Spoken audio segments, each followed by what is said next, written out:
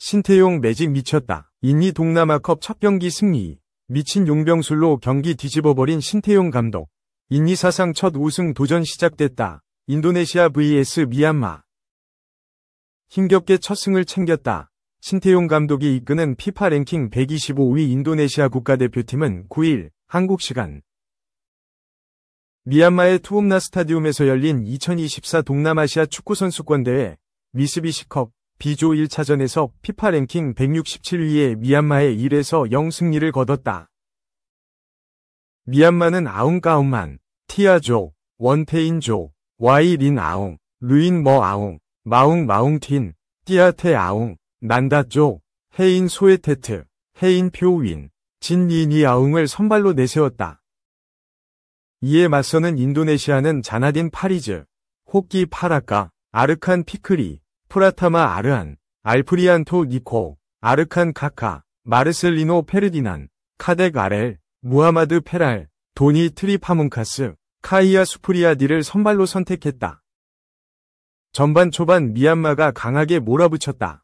전반 2분 치열한 중원 싸움이 펼쳐진 뒤 미얀마의 날카로운 아웃프런트 크로스가 왼쪽에서 올라왔다. 이를 골문 앞에 있던 루잉머 아웅이 슈팅으로 연결했지만 인도네시아의 골문을 살짝 벗어났다. 미얀마의 공세가 계속됐다. 전반 14분에는 미얀마가 인도네시아의 골문 앞으로 강한 스로인을 던졌다. 이 과정에서 인도네시아 수비진이 머리로 볼을 건드렸지만 오히려 미얀마에 절호의 찬스를 내주고 말았다. 그리고 박스 정면에서 미얀마의 슈팅이 나왔지만 임팩트가 제대로 되지 않으며 골문을 벗어났다. 전반 종료 직전에는 인도네시아가 결정적인 찬스를 맞이했다. 박스 왼쪽 부근에서 미얀마의 파울이 나왔고 인도네시아가 프리킥을 얻어냈다. 그리고 이 과정에서 인도네시아의 헤더 슈팅이 나왔지만 골문을 살짝 벗어났다. 이 상황을 끝으로 두 팀의 전반전은 0에서 0으로 마무리됐다. 전반전은 미얀마보다 인도네시아가 우세를 점했다. 하지만 미얀마의 강력한 수비에 막히며 결정적인 기회를 잡지 못했다. 원활한 패스 플레이가 이루어지지 않으며 미얀마의 골문 근처로 가는데 애를 먹었다.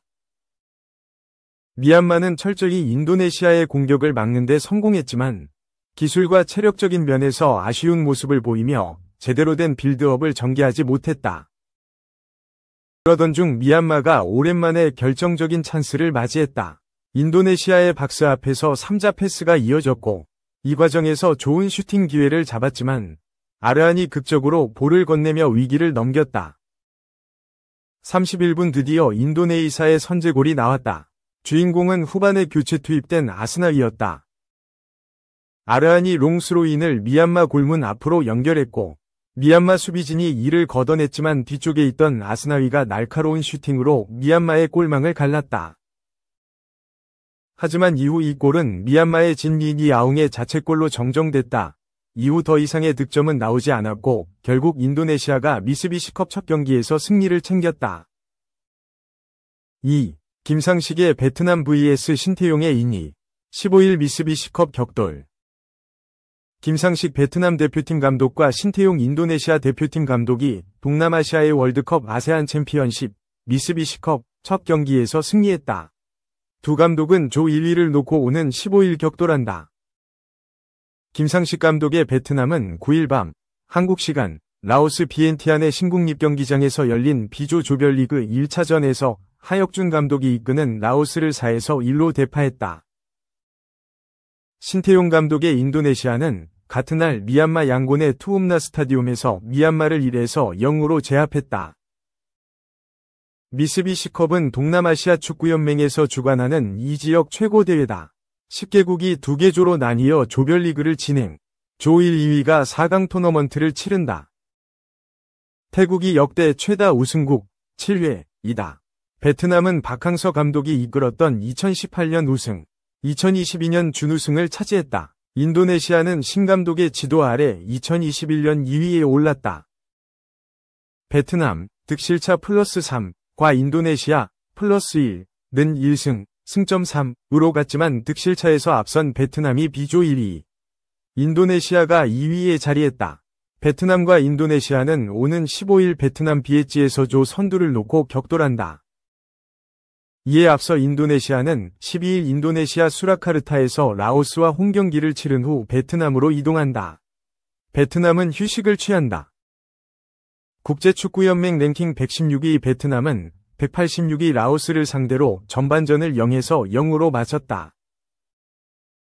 그러나 후반 들어 화끈한 화력을 과시, 후반 13분부터 후반 37분까지 24분간 4골을 터뜨리며 대승을 거뒀다. 125위 인도네시아는 167위 미얀마에 고전하다가 후반 31분 골키퍼 진미니아웅의 자책골로 간신히 이겼다. 3. 김상식 매직의 시작, 베트남 언론의 찬양, 경기도 멋지고 인터뷰도 좋았어. 신태용 감독의 인도네시아는 10일 한국 시간 미얀마 양곤의 투움나 스타디움에서 열린 미쓰비시컵 조별리그 B조 1차전에서 미얀마에 1에서 0으로 진땀 승리를 거뒀다. 이번 미쓰비시컵은 신태용 감독의 통산 3번째 출전이다. 앞서 열린 2번의 대회에서는 모두 우승에 실패했다. 신 감독은 지난 2021년 처음 인도네시아를 이끌고 미쓰비시컵에 출전해 결승까지 올랐으나 태국의 패에 준우승에 만족했다. 이듬해에는 준결승에서 박항서 감독의 베트남에 져 4강 탈락한 바 있다. 김상식 매직의 시작, 베트남 언론의 찬양, 경기도 멋지고 인터뷰도 좋았어. 비화 멤버로 돌풍을 일으키고 있는 인도네시아는 상대적 약체 미얀마 상대로 고전했다. 다소 어린 멤버 위주로 출전해서 그런가 미얀마의 밀집 수비를 이겨내지 못했다. 그래도 후반 31분 수원FC에서 활약한 프라타마 아르한이 롱스로인을 시도하고 경합 상황에서 뒤로 흐른 공을 아스나위 망코알람이 강력한 오른발 슈팅으로 연결해서 선제골을 터뜨렸다. 같은 조에 속한 김상식 감독의 베트남은 라오스 비엔티안의 신국립경기장에서 하혁준 감독이 이끄는 라오스를 4에서 1로 완파했다. 베트남은 후반에만 내리 4골을 몰아넣는 저력을 보여줬다. 경기 후 베트남의 김상식 감독은 이번 경기는 태국과의 라오스전을 검토하면서 세심하게 준비했다. 그들의 수비가 상당히 약하다는 것을 깨달았습니다. 라오스의 수비가 깊숙이 자리 잡고 있었기 때문에 이를 무너뜨릴 방법을 찾아야 했다. 라면서 뒷 공간 공략을 제대로 준비했다. 고 경기 후 소감을 밝혔다. 이어 첫 경기 승리는 매우 중요했다. 선수들이 보여준 모습에 매우 만족한다. 와주신 많은 팬들에게 너무 감사드린다. 최선을 다하려고 노력 중이다. 전반전은 힘들었지만 후반전 전술 변화가 중요했다. 라고 승리 비결에 대해 밝혔다. 대회에서 인도네시아와 태국은 상대적으로 정예 멤버를 데려오지 않고 점검 무대로 생각하고 있다. 김상식 감독은 우리의 목표는 결승 진출이다. 육체적으로나 정신적으로나 완벽하게 준비된 상태다. 모든 경기서 좋은 결과를 얻겠다. 고 다짐했다. 베트남 더 타오는 김상식 감독은 상대의 수비적인 전술에 고전했다. 그래도 후반전 전술 변화를 통해 승리했다. 만족스러운 경기였다. 라면서 페이스를 유지하고 팬들에게 승리를 돌린 인터뷰도 좋았다. 라고 짧게 평가했다. 4. 윤정환보다 김병지? 강원동화, 진짜 주역은 누구일까? 2024 시즌 프로축구 K리그 1 준우승을 차지하며 강원동화 신드롬을 일으켰던 강원FC가 다시 한번 큰 변화의 시기를 맞이했다. 올 시즌 강원의 돌풍을 주도한 투톱 중 김병지 대표이사는 구단과 재계약을 맺은 반면 사령탑 윤정환 감독은 팀을 떠나고 정경호 수석 코치가 새 감독으로 승격하여 지휘봉을 이어받게 됐다. 윤정환 감독은 지난해 6월 위기에 빠진 강원에 처음 부임해 약 1년 6개월 동안 팀에 굵직한 족적들을 대거 남겼다. 지난해 강등 위기에 놓였던 팀을 이어받아 승강 플레이오프 끝에 김포를 꺾고 극적인 1부 리그 잔류를 선물했다.